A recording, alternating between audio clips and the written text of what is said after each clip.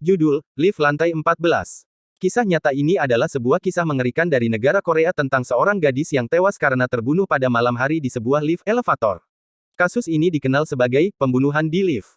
Berawal dari seorang gadis Korea berusia 19 tahun berinisial A, yang menghadiri sebuah acara penting di universitas di salah satu kota besar di Korea.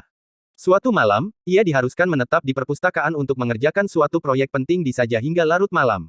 Gadis itu tinggal di sebuah gedung apartemen lantai 14 yang letaknya tidak jauh universitas. Singkat cerita, proyek yang ia kerjakan telah selesai dan dengan segera ia bergegas untuk pulang. Saat dia tiba di apartemen, dia berdiri di pintu masuk dan menekan tombol lift. Saat pintu lift terbuka, ia segera masuk dan menekan tombol lantai 14. Namun sesaat sebelum pintu lift menutup, terlihat seorang pria berlari dengan tergesa-gesa menuju lift. Pria tersebut terlihat begitu kelelahan dan mengulurkan tangannya agar pintu lift terbuka kembali. Kemudian, pria itu masuk ke lift dan berdiri di samping si gadis. "Permisi, apakah Anda tinggal di lantai 14?" tanya pria tersebut. "Ya," jawab gadis itu lalu terdiam. "Kebetulan, saya tinggal di lantai 13 dan hanya beda satu lantai," jawab kembali pria itu sambil menekan tombol lift nomor 13. Lewat sebuah kecil dari jendela di pintu lift, gadis itu hanya melihat lantai yang terus berlalu terus menuju ke atas, mereka pun terlarut keadaan hening dan terdiam.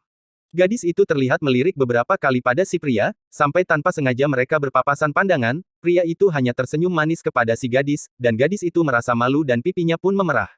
Saat lift tiba di lantai 13, pria itu segera melangkah keluar lift. "Sampai nanti ya," kata pria itu sambil tersenyum manis pada si gadis. "Tentu, sampai ketemu lagi," jawab si gadis dengan nada riang.